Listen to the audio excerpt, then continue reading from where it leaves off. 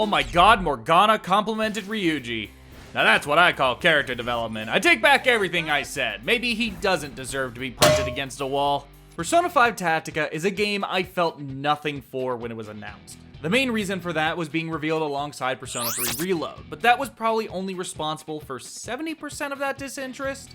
The other 30% was because nothing about it really struck me. The only thought I came away with was that I didn't like how the characters looked in 3D when using this art style. Then, 5 months later, I decided to look over everything that had come out about Tactica in the lead up to release, just to see if my opinion had changed at all. Honestly, I was more positive. I wasn't excited, but I came away from all the trailers and gameplay details with an opinion that was more than just ugly character models. Now that the game is out, Atlus was nice enough to send me a Steam code of the game, and I thought, why not give it a try? So what did I think? Fuck you! Persona 5 Tactica has us reuniting with the Phantom Thieves in the weeks leading up to the end of Joker's time in Tokyo. While hanging out LeBlanc one day, the building starts to shake and the front door transforms, bringing the thieves to a fantastical French Revolution-inspired world where they team up with the local rebellion to take down the marriage-obsessed queen, Marie. Yeah, the Atlus name pronunciation curse is sadly still alive and well. This brand new journey takes the Phantom Thieves to multiple kingdoms, teaming up with the local revolutionaries and taking down their corrupt leaders. The story of Tactica is fine. It's completely and utterly fine. The first 2/3 are incredibly simplistic with some pretty bare bones theming, while the last third ratchets things up a notch and tries to be more nuanced. For me, it's in this last third that P5T starts to fumble those themes, making a lot of its attempts at nuance kind of surface level and slapdash. One thing I noted about Joker and company this time around was how one-note they felt. Not to say that they've been flanderized or that Haru only ever displays a pleasant attitude disguising an unsettled bloodlust, but rather they act exactly like how you'd expect them to with little variation. No one in the group really progresses as a character or shows a new side to their personality. And frankly, it's totally fine. When it comes to the Phantom Thieves, Tactica exists for fan service, to let you return to these characters and enjoy their banter once again. Potentially for the last time, but knowing Atlus, we won't be getting any kind of Persona game without Joker and company occupying 95% of the focus for another 12 years. 3 years left until the 10th anniversary of P5, by the way, still no P6 announced! No, Tactica's story exists not for the characters we already know, but rather for a brand new one. Toshiro Kasukabe. The new girl Erina is important, but from early on it's clear that everything is centered around this wimp in a suit. And for a man upon whom the entire story is predicated, he's cool. I like him. The scenes that focus on his character arc are where Tactica starts to take things seriously, and for the most part the writing and excellent voice acting are able to make everything work. However, towards the end of the second act, things start to get kind of messy as it tries to add depth with a script that favors melodrama over something more natural. I get what they were going for here, but I just don't think it works out the way they intended. Overall, I didn't find myself loving Toshiro, but I certainly admire and appreciate his story and character. Oh yeah, and Erina is here also. She kinda does nothing for me at all. Like I said, she is important, but in most scenes it feels like she's just there to fulfill her role. Much like the Phantom Thieves, she's here to facilitate Toshiro's story, and as a result doesn't get a lot to do other than the general revolution stuff that's all over the game anyway. Everything she does independent of Toshiro happens within the First Kingdom. What little she does past that usually ties back into him or is directly because of him. Otherwise, she's just thrown in with the general group actions of the Phantom Thieves. My two main complaints with the story are padding and predictability. There are some stretches of the main campaign where nothing of importance happens, instead acting as excuses for more missions. It feels like they wanted to stretch the game out and just threw together a few more missions and then put a generic "you're breaking people out of jail" context around it. As for predictability, I'm not kidding when I say I figured out practically every major twist long before they happened, sometimes before they even started laying the seeds. It made the game feel like it was going through the motions as it made its way to moments that didn't come as a surprise. I don't have any proof to this claim, you're just gonna have to take me at my word. I am a master storyteller who has seen every story imaginable and can see through any narrative within the first word of the first page. Feel free to call bullshit in the comments. My life is joyless, and every day I scream for God to grant me mercy. In terms of gameplay, Tactica surprised me with how differently it plays compared to Atlus's previous strategy games. Playing more like Mario plus Rabbids and XCOM than Fire Emblem or Devil Survivor, battles take place on a grid-based map with you picking up to 3 characters.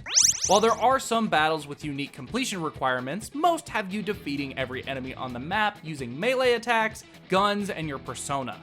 There are some more advanced systems at your disposal as well, such as triple threats, which have you surrounding a downed enemy in a triangle formation to do an all-out attack, and follow-up attacks, which has you knocking an enemy off a higher part of the stage and down into the range of one of your other units. I really like how gun-focused this game is for an Atlus RPG.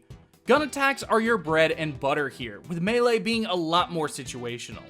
It really helps give this game its own unique identity, because I can't really think of any other Atlus game that is so gun first, melee second. Once you down an enemy by attacking them when they're out of cover, the one more system kicks in and lets you act again, with the area you're able to move around in being shifted over to your current location. And it's movement in general that is probably the most interesting part of Tactica.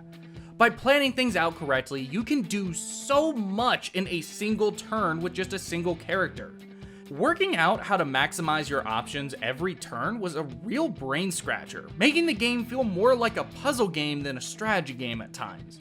Nowhere else does this shine better than in the side quests. Figuring out how to take out every enemy on the map in a single turn was way more fun and satisfying to me than anything in the main story campaign.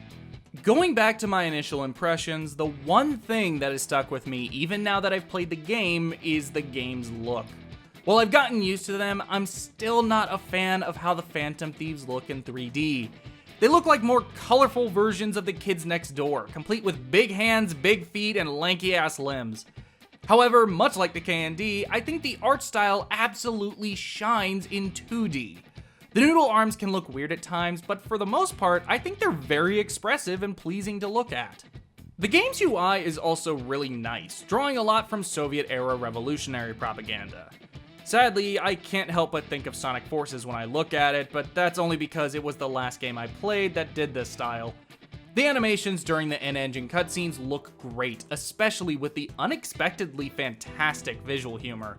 But I really wish these borders either weren't here or were reduced in some way. They take up too much of the screen and they can be really distracting.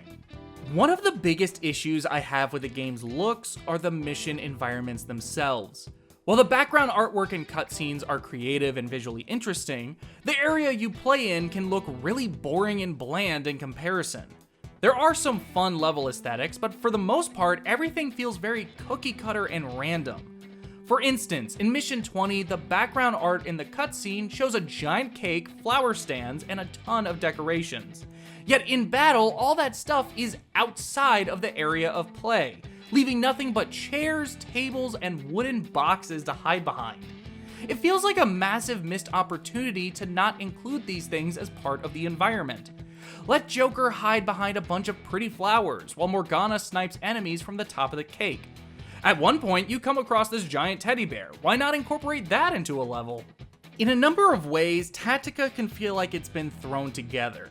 There's a really solid skeleton here, but the meat on the bones is all over the place. Like they came up with the maps first and then came up with the context for the mission, making it all feel like there's some genuine missed opportunities for memorable level design. Every map is the same playing pieces rearranged in different ways. To make a comparison to another Atlus strategy series, Devil Survivor was able to make tons of interesting levels simply by taking into account the context of the area you were in, as opposed to throwing together random level design that frankly could have gone anywhere. It all looked unique and distinct. To cap off this review, I want to talk about two last things. First, the sound. Music is fine. I don't love it, I don't hate it. There's some good tracks in there, but for the most part, I just didn't find a lot of it very memorable. The real issue with this sound is the mixing on the voice lines. My god, it's all over the damn place. Characters go back and forth between talking at an appropriate volume to being drowned out by the music, all within the same scene. Sometimes there will be a scene where the volume is totally fine, only for the next one to be almost unintelligible. And this is after messing with the audio levels in the settings. No matter what I did, I just couldn't find a volume that just worked, and it got really annoying after a while. Second, is Tactica a strategy RPG or a tactical RPG? I thought they were different names for the same genre, but everywhere I look, that does not seem to be the case. What the hell is even the difference between them? I can't find a satisfying answer anywhere, and I feel like I'm just never gonna figure it out at this rate. If you know the answer to this eternal question, let me know down in the comments below. And while you're there, tell me what you thought of Persona 5 Tactica. Make sure to like, subscribe, and hit the bell so you'll know when my videos come out the second they come out. Also, take a look at my Patreon. For as little as $1 a month, you can get 24-hour early access to new videos. For this video's comic recommendation, I'm gonna have to tell you about Fantastic Four by Ryan North, issue 13. Because look at this cover! Ignore the thing at the top. This cover is one of the raddest things I've ever seen, and it's exactly what you get in this issue. Have a happy Thanksgiving, happy Black Friday, happy Cyber Monday, and I swear to God I'm working on the next P5R review video. Tactica just got in the way.